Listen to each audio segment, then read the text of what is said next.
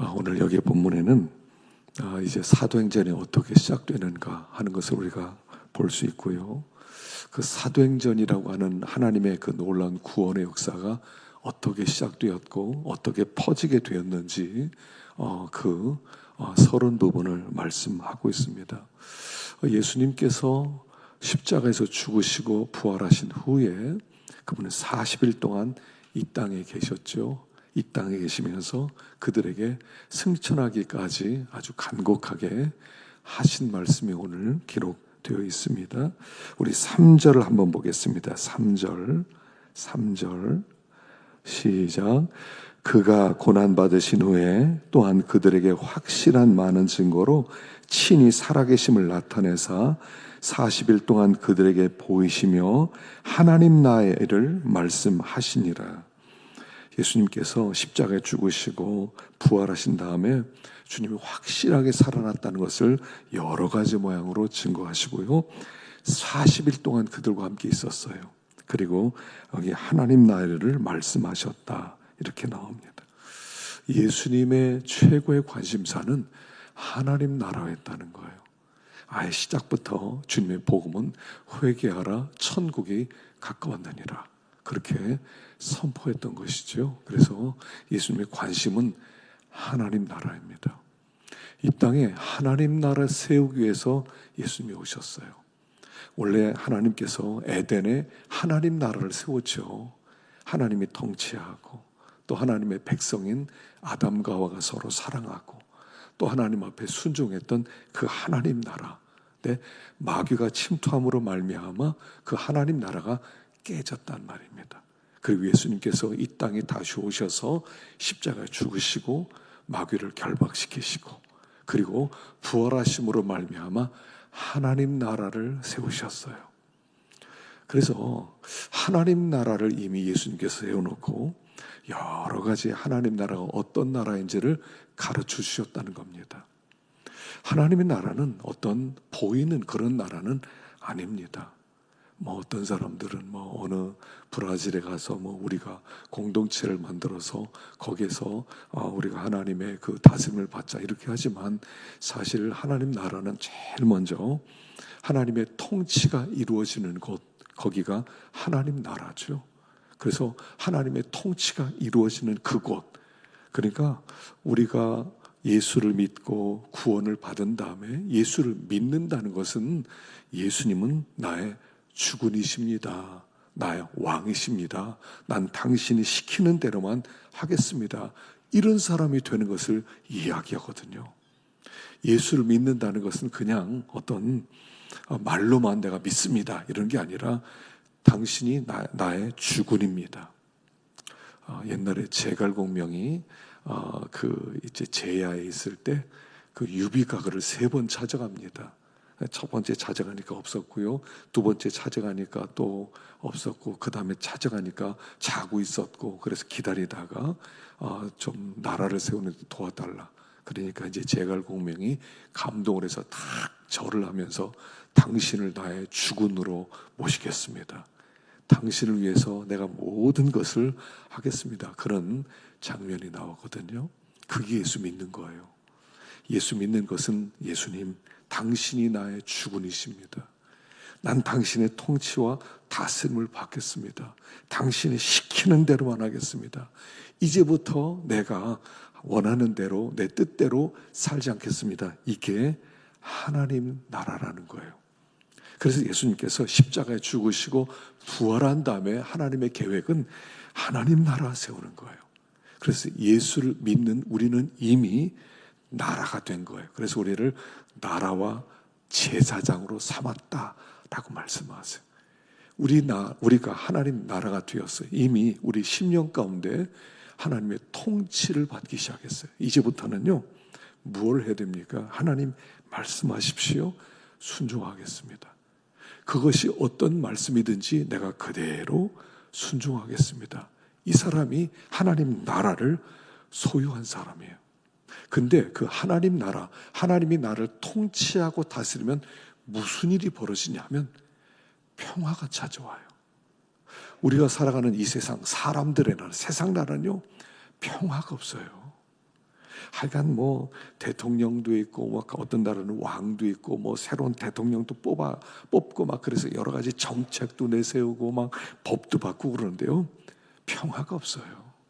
계속 갈등과 싸움과 어려움과 무질서가 계속 있어요. 그러나 하나님이 우리를 통치하기 시작하면 그때부터는 평화로워지는 거예요. 우리 심령 가운데 갈등이 있다. 그 뜻은 뭐냐면 하나님의 통치가 이루어지지 않았다. 이런 뜻이에요. 하나님이 통치하면 평화가 임해요. 사람들이 찾는 제일 큰 축복이 평화입니다. 고요해지는 거예요. 마음이 잠잠해지는 거예요. 그래서 우리가 복잡한 이유가 뭐냐면 갈등 있는 이유가 뭐냐면 하나님의 통치 안 받으려고 그래요. 어떤 일이 있으면 하나님께 딱 물어봐야 되거든요. 하나님, 이 사건이 있습니다. 어떡할까요? 하나님의 뜻이 무엇입니까? 그리고 막 기도를 많이 해야 돼요. 또 기도하고 하나님께 물어보고 그럼 하나님의 평안한 마음을 주시는 게 있어요. 그건 이렇게 하는 거다. 그럼 알았습니다. 하나님 그렇게 하겠습니다. 이렇게 해야 되는 거예요. 이렇게. 그렇게 해야 되는 거예요. 마음으로 막 갈등 일으키고 이거 이래야 돼 저래야 돼 이러는 게 아니에요. 하나님께 물어보는 거예요. 그래서 하나님이 원하는 방향이 내가 기뻐하지 않는 쪽으로 자꾸 이끌어가는 것 같아요. 그래도 괜찮아요. 그게 하나님의 명령입니까? 그렇게 하겠습니다. 그러면 곧 평안함이 찾아와요. 그 성도는요 평안해야 돼요. 너희가 평강을 위하여 부르심을 받았나니. 평안함을 위해서 우리에게 부르심을 받았다고 그랬어요. 또한 너희들이 평강을 위해서 한 몸으로 부르심을 받았다. 이렇게 말씀해요. 그래서 이제까지는 내가 막 욕심을 부리고 갈등을 하고 그 하나님의 뜻대로 산다는 것은 내 욕심을 내려놓는 거예요. 내가 뭐 하겠습니다. 내가 저기 가겠습니다. 내가 이 사업하겠습니다. 이런 게 아니에요. 하나님이 가라 그러면 예 하고 하나님이 가지 마라 그러면 예 하고 하나님이 시키는 대로 하는 거예요. 그러면 평안해져요. 성도는 마음이 평안해야 돼요. 어떻게 한 주일 동안 마음이 평안하셨어요? 통치가 이루어졌으면 평안하셨을 것이고요. 하나님의 통치가 이루어지지 않으면 마음이 불편했을 거예요. 불안하고 갈등이 있고 미운 마음도 품고 이런 마음이 생겨요. 그래서 성도들은 이런 사람들입니다. 자꾸 하나님 앞에 기도하고 그래서 성도는요 기도해야 돼. 기도가 물어보는 거예요. 사실은 하나님 어떻게 됩니까? 얼마나 우리가 일주일 살면서 결정해야 될 일이 얼마나 많습니까? 그 모든 결정에 하나님을 초대하는 거예요. 하나님 어떻게 할까요? 하나님 어떻게 할까요? 이거 물어봐. 이게 습관이 돼야 돼요. 이게 습관이 돼야 돼요. 그래야 평안함이 하나님 나라가 이루어지면 평안해지는 것이다. 그래서 예수님은 하나님 나라의 일을 말씀해 주시는 거예요. 내가 부활했다. 내가 살아있다. 내가 이제 통치한다. 예수님이 지금 하늘에 오르셔서 하나님 보좌 우편에 앉아서 무엇을 합니까? 하나님 보좌 우편에 앉아있다는 것은 드디어 하나님의 보좌에 앉았다는 뜻이에요. 왕이라는 거예요. 드디어 통치가 시작되었다는 거예요. 그분이 통치가 시작되었으니까 우리가 그 통치에 굴복하는 사람이 하나님 나라 백성이고 그곳이 하나님 나라고 그럴 때 평안함이 찾아와요. 그래서 열왕기서 또 이렇게 사무엘상하 역대상하 이 역사서 부분을 감안해 보면요 하나님이 통치하면 그 나라가 평안해져요. 근데 하나님이 통치를 받지 않고 막 우상을 섬기고 막 욕심을 부리고 그럼 그때 막 싸움이 일어나요. 이웃 나라가 막 쳐들어와요. 근데 하나님이 통치가 시작되면 그때부터는 고요해지는 거예요. 주변의 나라가 쳐들어오지도 못해요. 그래서 하나님 나라라고 할 때는요 주님을 왕으로 다시 초대하는 겁니다. 주님을 쫓아내지 마세요. 주님을 다시 왕으로 초대하세요. 주님, 당신은 나의 왕이십니다. 저를 다스려 주십시오. 그리고 그것만 따라가면 돼요. 그것만 따라가면 돼. 그것만 따라가다 보면 하나님이 그 사람의 평안함도 주시고 형통함도 주시고 하나님께서 놀라운 역사도 보여주시고 이렇게 되는 거예요. 이걸 우리가 자꾸 거역하기 때문에 잘 되는 길을 피해 다녀요. 그 하나님이 인도하는 대로 가면 잘 되는 길인데 그걸 자꾸 피해서 내 생각대로 가다 보니까 안 되는 길로 자꾸 가는 거예요. 그래서 그분은 부활하시고 지금도 하나님 보좌 우편에서 나를 통치하고 계신다. 그러니까 그 통치를 받을 때 나라가 이루어진다라고 말씀을 하는 것입니다. 자, 4절 읽어보겠습니다. 4절과 5절 시작. 사도와 같이 모이사 저희에게 분부에게 이르시되 예루살렘을 떠나지 말고 내게서 들은 바 아버지께서 약속하신 것을 기다리라. 요한은 물로 세례를 베풀었으나 너희는 몇 날이 못 되어 성령으로 세례를 받으리라 하셨느니라. 너희가 예루살렘을 떠나지 말고 그리고 아버지의 약속하신 것을 기다려라. 여러분, 예루살렘을 떠나지 말고 여기에서 아버지의 약속한 것을 기다리라는 거예요. 예루살렘을 왜 떠나지 말라고 했을까요? 제자들은 다 갈릴리 사람이에요. 예수님이 십자가 죽으시고 승천했어요. 이제 갈릴리로 가야지. 근데 갈릴리로 가지 말고 예루살렘에 남아있으라는 거예요. 그리고 거기에서 약속한 것을 기다리라는 거예요. 여기 예루살렘은 어떤 곳이냐면 예수님을 십자가에 못 박은 대적들이 가득한 곳이에요.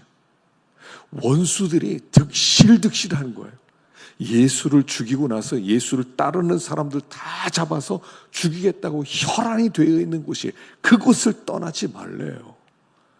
빨리 피난 가고 도망쳐야 되잖아요. 근데 그곳을 떠나지 말고 예수님이 십자가에 죽으신 그 성에서 약속하신 것을 기다려라. 그러니까 예루살렘을 떠나지 말라는 얘기는 이곳은 진짜 위험한 곳이라는 거예요. 그러니까 위험한 곳이니까 그 위험한 곳에서 하나님께 약속한 것을 주시도록 간절히 기도해라, 이런 뜻이에요. 긴장이 없는 곳에서 기도하는 것과 긴장이 있는 곳에서 기도하는 것은 다르다는 거예요. 막 사람들이 문을 두드리면서 여기 베드로 있지 않느냐, 여기에는 요한 있지 않느냐, 어디 갔느냐, 잡아내라, 막 이런 그 삼엄한 곳에서 기도한다는 건, 이건 진짜 위기 속에서 하나님께 간구하는 거예요. 하나님 정말 약속하신 것을 주십시오. 약속한 것을 보내주시오. 이렇게 기도가, 제대로 된 기도가 나오는 거예요. 하나님께서요, 우리의 기도에 긴장이 사라질 때마다 긴장하라고 하나님은 위기를 보내세요. 막 위기를 주셔서 나로 하여금 기도하지 않고는 견딜 수 없는 상황과 조건을 만들어 놓으세요. 그래서 하나님께 막 간구하게 만드세요. 그리고 하나님께서 응답해 주세요. 여러분, 평안할 때는요, 기도가 잘 안 나오죠. 그래서 때때로 하나님이요, 이렇게 위기를 보내시는 거예요. 가정에도 위기를 보내시고, 일터에서도 위기를 보내시고, 우리 아이들을 통해서도 또 위기를 보내시고, 그래서 하나님 앞에 기도하게 만들고, 기도함으로 말미암아 하나님이 약속하신 그 성령을 보내주시는 거예요. 그래서 예루살렘을 떠나지 말고 약속한 것을 기다리라. 요한은 물로 세례를 베풀었지만 너희는 몇 날이 못 되어 성령으로 세례를 받을 것이다. 그래서 그들이 그 예루살렘에서 약속하신 것을 기다려요. 자, 하나님이 약속하신 것이 성령이에요. 내가 예수님 십자가에 죽으시고 부활하시고 승천한 다음에 하나님으로부터 보혜사 성령을 받아서 너에게 보내주리라 하고 약속을 하셨어요. 성령을 보내주리라, 새 영을 보내주리라, 새 신을 보내주리라. 그 신이 너희 가운데 임하기만 하면 너희가 하나님의 권능을 입게 될 것이다. 그 약속한 것을 기다리라. 그러니까 하나님 약속했다는 건 뭡니까? 반드시 들어주실 수밖에 없다는 거예요. 하나님이 약속한 거 안 들어주면 하나님이 거짓말쟁이 아닙니까? 근데 하나님이 약속한 것이니까, 신실하신 하나님은 반드시 들어주실 것이니까 주실 것을 믿고 간구하라는 얘기예요. 여러분, 성령은요, 하나님이 뭐 이렇게 주실 수도 있고 안 주실 수도 있고 이렇지 않아요. 하나님이 약속하셨어요. 하나님이 약속했기 때문에 하나님이 약속하셨습니다. 약속하신 성령을 부어주십시오. 그럼 하나님은 성령으로 우리를 충만하게 하실 수밖에 없어요. 하실 수밖에 없어요. 왜냐하면 그게 하나님의 약속이니까. 성령은요, 하나님의 약속이에요. 그래서 우리가 하나님께 구하면 됩니다. 하나님, 성령을 충만하게 부어주십시오. 구약시대부터 이미 요엘서부터 약속하신 그 성령을 우리에게 부어주십시오. 하나님께 그렇게 간구하면 하나님은 반드시 들어주실 수밖에 없어요. 그래서 그들이 그때부터 모여서 간절하게 기도합니다. 120문도가 모여가지고요, 다른 거 안 했어요. 그냥 밥 먹으면 그때부터 또 하나님 성령을 부어주세요. 120명이 하나님께 기도하고, 또 식사 시간 되면 식사하고, 또 끝나면 또 하나님 성령을 부어주시고. 그들은 다른 말이 필요 없었어요. 그들은 다른 회의를 안 했어요. 그들은 하나님께 기도했어요. 그리고 하나님의 성령이 임하게 되는 거예요. 열흘 동안 기도했을 때 하나님의 성령을 부어주셨던 거예요. 우리가 약속하신 것을 기다려야 돼요. 신약 시대는 이미 오순절에 성령 내렸고 내 안에도 있을 텐데 이렇게 생각하는 게 아니에요. 이 약속하신 것은 하나님이 한 사람 한 사람 개인에게 하신 말씀과 똑같은 거예요. 이미 120문도에 내린 성령입니다. 그럼 우리에게도 성령을 부어주세요. 그럼 우리에게도 하나님께서 주신다는 뜻이에요. 하나님, 우리에게도 성령을 기름 붓듯 부어주십시오. 하나님, 우리에게도 새 영을 받게 해주십시오. 우리도 권능 있게 해주십시오. 우리도 새 사람이 되도록 변화시켜 주십시오. 오늘 우리에게 이게 필요합니다 하고 하나님께 기도하는 거예요. 여러분, 하나님의 큰 능력이 필요하지 않습니까? 좀 우리의 삶이 좀 뭔가 변화되고 싶지 않습니까? 우리의 성품이나 성격이나 우리들이 뭔가 변화되고 싶지 않아요. 우리의 삶에 내가 할 수 없는 수많은 일들이 있지 않습니까? 내가 할 수 없는 일들, 하나님의 은혜로만 할 수 있는, 하나님의 능력이 와야만 할 수 있는 그런 일들이 있지 않습니까? 우리 가정의 문제, 직장의 문제, 관계의 문제, 이거 우리가 풀어가지 못해요. 하나님의 약속한 성령이 임해야만 풀릴 수 있는 그런 능력이 우리에게 필요하다는 것입니다. 하나님 앞에 그걸 기도하는 거예요. 하나님, 정말 성령을 부어주십시오. 하나님이 약속하신 것을 주십시오.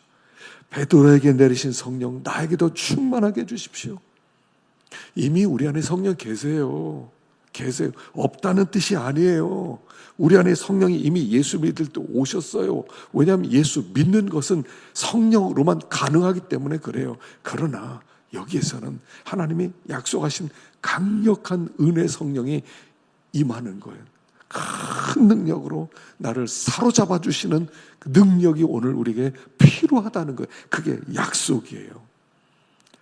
요한복음에도 보혜사 성령을 보내주겠다, 너희를 다 생각나게 할 것이다 말씀하지 않았습니까? 그래서 우리가 너무 무력했을 때 여러분 스스로 볼 때 낙심이 안 됩니까? 나는 왜 이렇게 힘이 없지? 나는 왜 이렇게 이것도 이기지 못하지? 나는 왜 늘 이렇게 마음이 이렇게 어둡지? 여러분 이런 마음 없어요? 하나님의 능력이 필요하다는 거예요. 약속의 성령이 필요하다는 거예요. 내가 내 문제를 스스로 해결이 안 돼요. 어떤 때는 우울해지고요, 어떤 때는 답답해지고요, 어떤 때는 자신도 없어지고요. 그럴 때 약속한 걸 기다리라는 거예요. 하나님 불쌍히 여겨주십시오. 하나님 불쌍히 여겨주십시오.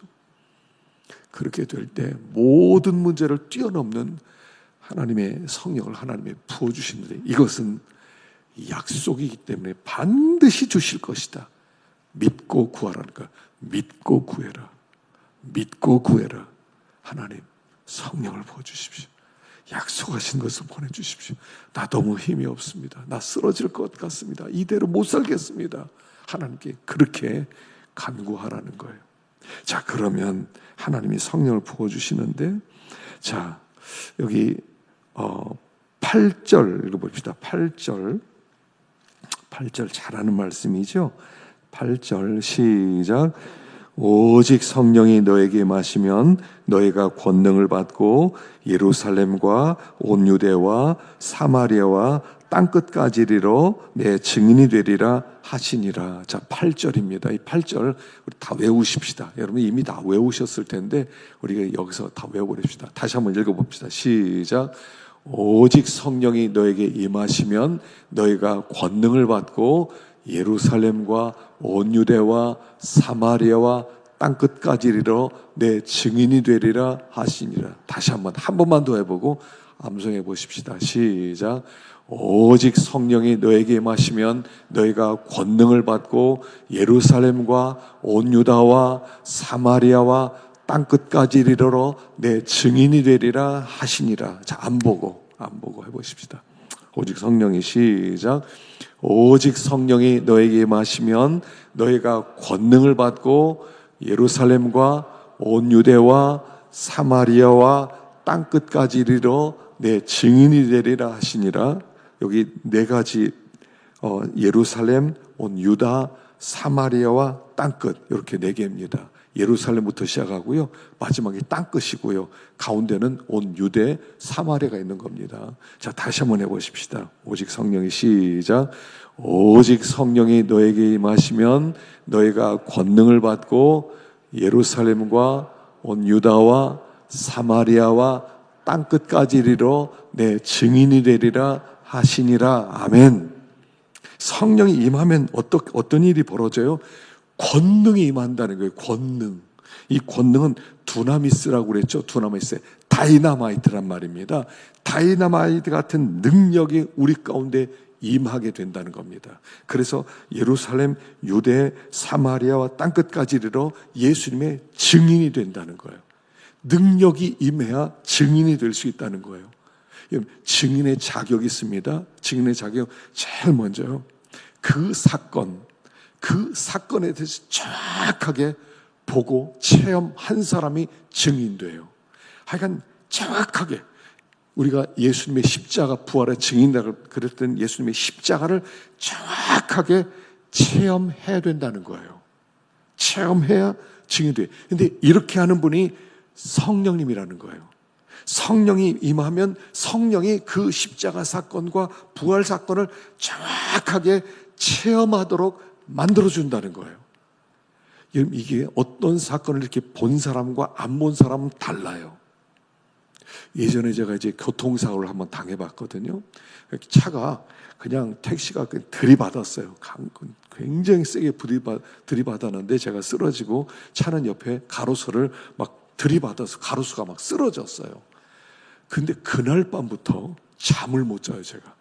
눈만 감으면 차가 달려드는 거예요. 눈만 감으면 차가 달려들면 막 눈을 벌쩍벌쩍 떠요.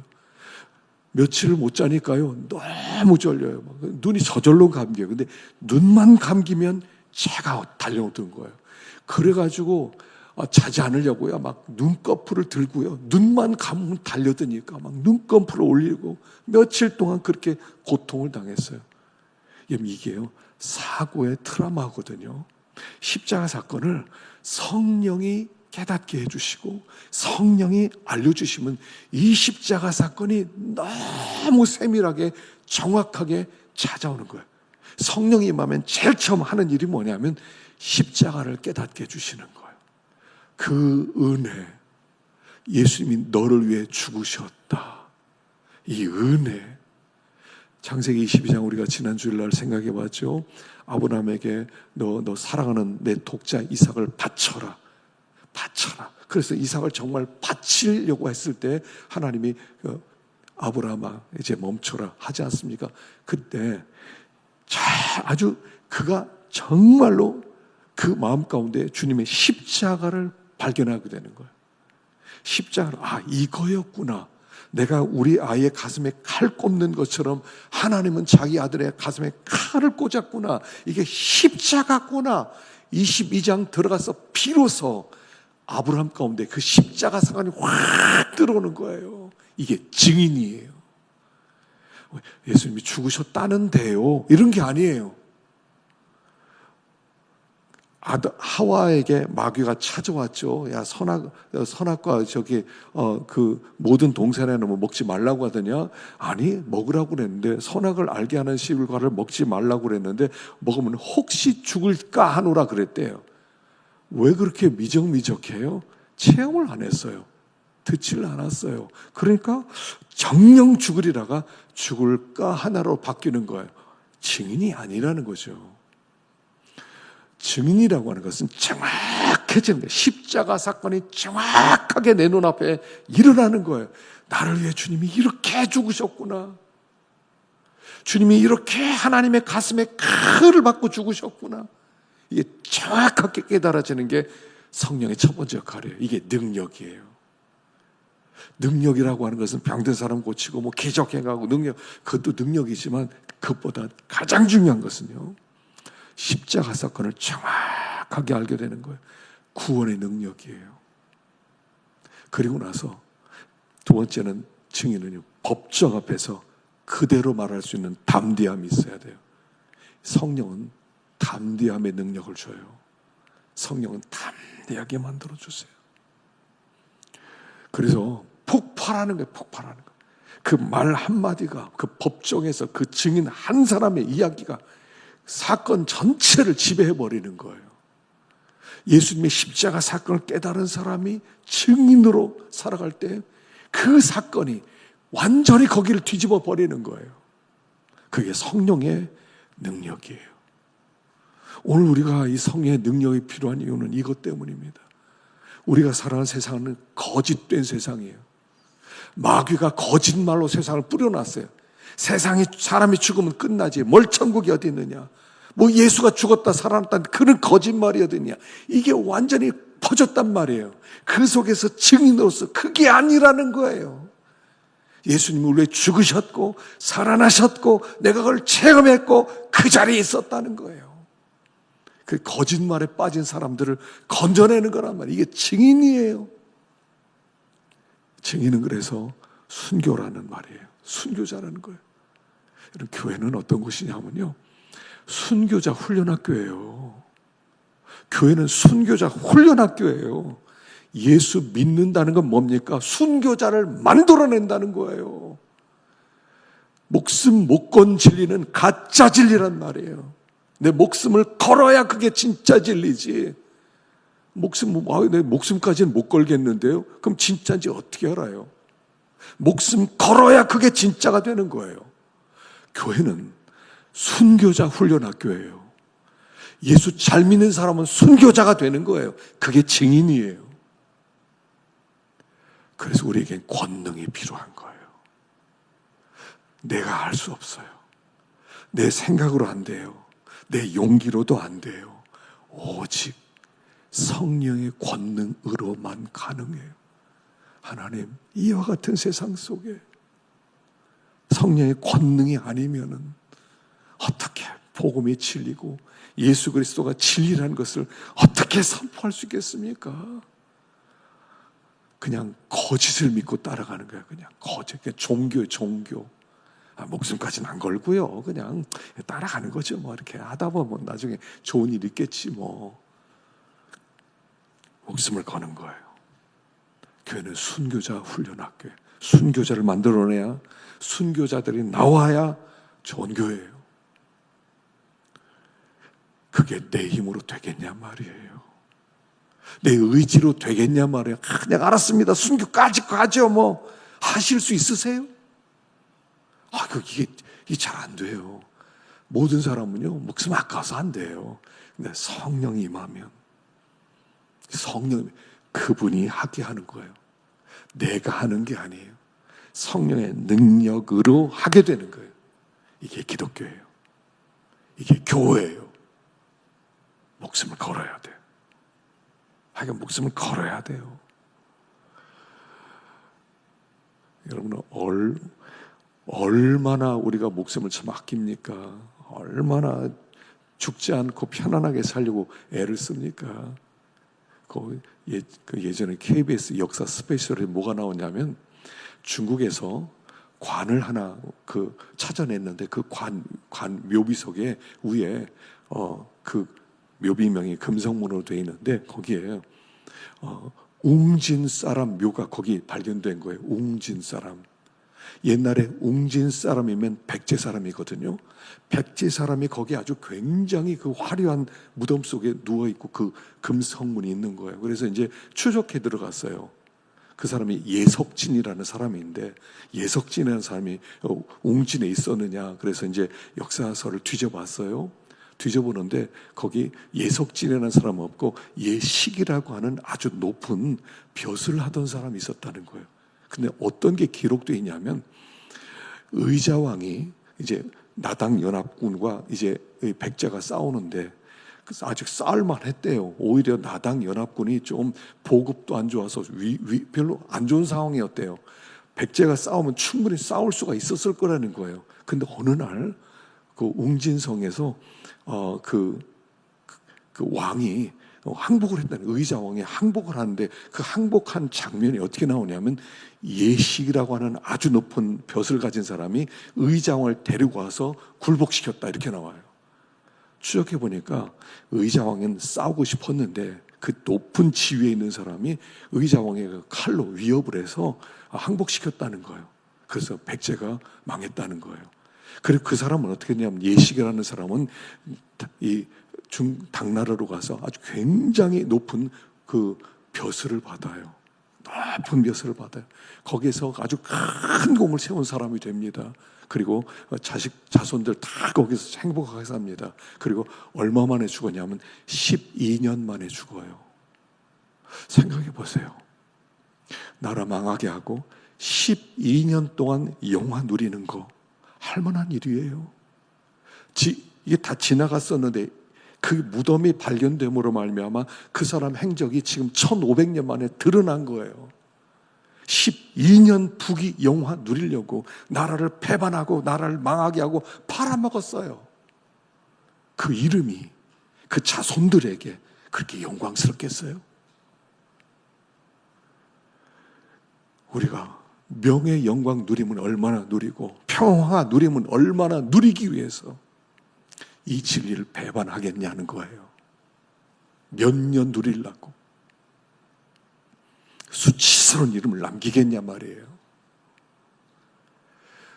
그런데 하나님이 성령의 권능을 주지 않으면 우리도 예석진 같은 사람이 될 수밖에 없어요. 하나님 나라 배신하고 다 필요 없습니다, 편안하게 살다가 죽겠습니다, 이 길로 갈 수밖에 없다는 거예요. 성령의 능력이 우리에게 부어져야 돼요. 성령의 능력이 우리에게 부어질 때만 우리가 증인된 삶을 살아갈 수가 있고 하나님 나라 세워갈 수가 있고 영원한 그 나라를 소망하며 살아가야 된다는 겁니다. 몇 년 영광 누리고 싶으세요? 풀의 꽃과 지나는 인생이에요. 풀의 꽃처럼 지나가요. 하나님의 은혜를 구하시고 성령을 구하시고, 하나님 나는 힘이 없습니다. 하나님 나를 알지 않습니까? 하나님 불쌍히 여겨주시고 약속한 것을 저에게도 허락하여 주옵소서라고 간구할 때 우리 하나님이 약속대로 성령의 능력을 주시고 내가 할 수 없는 일을 그가 하시게 하고 우리를 통해서 영광을 받으실 것을 믿습니다. 기도하겠습니다. 자, 우리 이 시간에 기도하십시다. 예수님이 이 땅에 오신 것은 하나님 나라를 세우기 위함입니다. 그가 죽으시고 부활하셔서 하나님 보좌에서 드디어 세상을 통치하기 시작했습니다. 하나님 불쌍히 여겨주시고 우리 심령 가운데 하나님 나라가 이루어지게 하여 주시옵소서. 예루살렘을 떠나지 말고 약속하신 것을 기다리라고 하셨습니다. 긴장 속에서 기도하라는 겁니다. 원수들 속에서 기도하라는 겁니다. 부르짖으라는 겁니다. 하나님은 약속을 지키실 것이다. 깨어서 기도하라는 것입니다. 성령이 임하면 권능이 임하고 증리된다고 그랬습니다. 증인의 길은 내가 갈 수 있는 길이 아닙니다. 증인의 길은 아무나 가는 길이 아닙니다. 성령의 능력을 받아야 갈 수 있는 길입니다. 우린 이 땅에서 그냥 편안하게 살고 싶어요. 고생 안 하고 싶어요. 뚜렷하게 드러나고 싶지도 않아요. 그냥 숨어서 예수 믿고 싶어요. 그러나 성령이 임하면 내가 할 수 없는 것을 그가 하게 하시는 겁니다. 아버지, 우리에게 성령을 부어주십시오. 성령의 권능을 주십시오. 나에게도 베드로에게 임했던 성령이 임하고, 나에게도 바울에게 임했던 성령이 임하고, 나에게도 우리 신앙의 선조들에게 임했던 성령이 임하고, 그 능력으로 세상을 이기고 내 욕심도 이기고 세상의 부귀영화도 이기고 두려움도 이기고 비겁함도 이기고, 주님 그 믿음을 걷는 우리가 되게 하여 주시옵소서. 우리 시간에 간절한 마음으로 하나님 앞에 기도하고 우리 학생들을 올라오시기 바랍니다. 기도하겠습니다. 하나님 아버지 감사합니다. 아버지 하나님 예수 그리스도께서 십자가에 죽으시고 부활하신 후에 하나님 나라를 세우셨습니다. 아버지 하나님 공의를 베풀어 주시옵소서.